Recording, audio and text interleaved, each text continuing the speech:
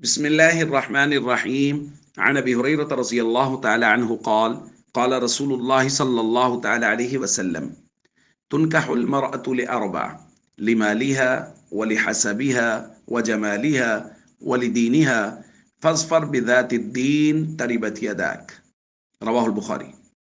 نبی کریم صلی اللہ علیہ وسلم نے ارشاد فرمایا، عورت سے نکاح چار چیزوں کی بنیاد پر کیا جاتا ہے: اس کے مال کی وجہ سے، اس کے خاندانی شرف کی وجہ سے، اس کی خوبصورتی کی وجہ سے، اور اس کے دین کی وجہ سے.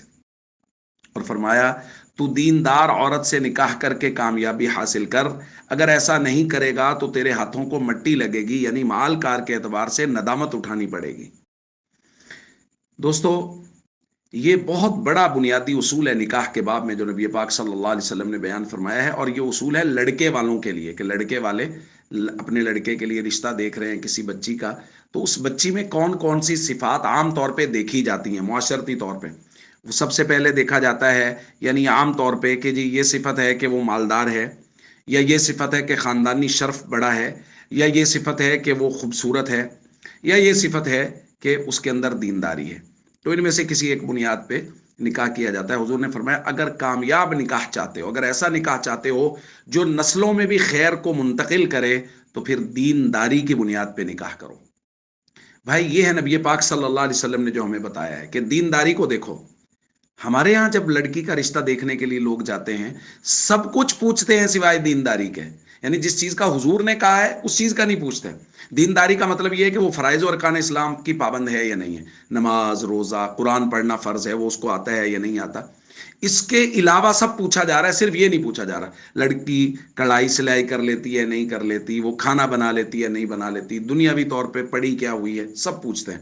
نماز پڑھتی ہے یا نہیں پڑھتی، نہیں پوچھتے. قرآن پڑھی ہوئی ہے یا نہیں پڑھی ہوئی، تلفظ اچھے ہیں یا نہیں، کوئی نہیں پوچھتا. تو بھائی اسی وجہ سے بگاڑ بھی ہیں.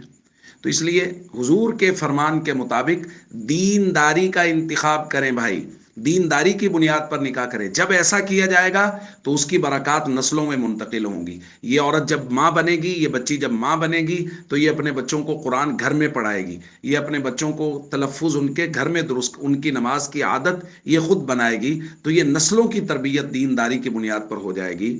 اس لیے ہم سب کو چاہیے نکاح کے باب میں جو ترجیح ہے وہ دینداری کی بنیاد پر. ایسا نہیں ہے بھائی کہ اور چیز کو بالکل ہی نہیں دیکھنا.